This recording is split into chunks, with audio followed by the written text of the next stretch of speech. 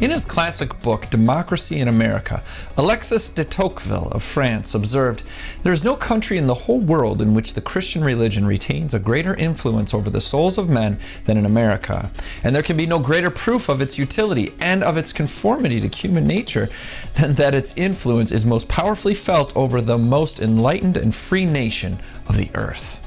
There is no argument to the unequivocal truth that our Creator God is the source of all liberty, and that American liberty exists due to His benevolent intervention.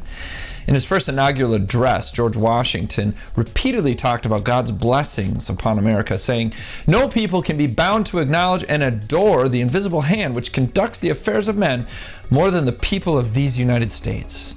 Since Washington first added, "So help me God," to his inaugural oath, every president since has likewise also acknowledged God's assistance at his inauguration. Since its first meeting in 1774, Congress has opened its sessions with prayer. And since at least the 1820s, the U.S. Supreme Court has opened its court sessions with the prayer of, "God save the United States and this honorable court." Since God graciously opened my eyes to His architecture in my country, I have joined our founders and have been guided by my allegiance to the American view of law and government, which is also the biblical view of law and government. That view begins with the acknowledgement of and the submission to the Creator, God of the universe.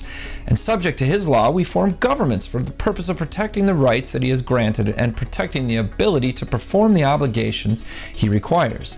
The Constitution of the United States and the constitutions of the various states set forth what is essentially the compact or contract that defines and limits the powers granted by the people to elected and appointed officials, along with civil servants to serve the ends and perform the terms of that contract. I've always considered it a blessing to be born and live in a country founded on biblical principles, and I've made it my life's work to study and share what I learn. One of the many things I've learned is that there are some people who do not share this view. In fact, there are some who detest it. They include not only looters and rioters and brick-throwing thugs, but also mayors and governors and county executives who make excuses for this lawlessness rather than arresting and prosecuting these criminals. I also observe that these enemies of America are united in their hatred for Donald Trump. Our Creator's Holy Writ urges that supplications, prayers, intercessions, and thanksgivings be made for all people, for kings, and for all who are in high positions, that we may lead a peaceful and quiet life, godly and dignified in every way. I make it a point to weekly pray for my president, along with Congress, the Supreme Court, and all subsequent governing bodies on my state and local levels. I know of no better way to assist our president and work for the healing of our land. I'm hoping you'll do the same. This is Jake MacAulay with the Institute on the Constitution, bringing you the American View.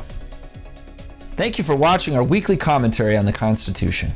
You can join us in our mission to restore the constitutional republic through grassroots education by first praying for us.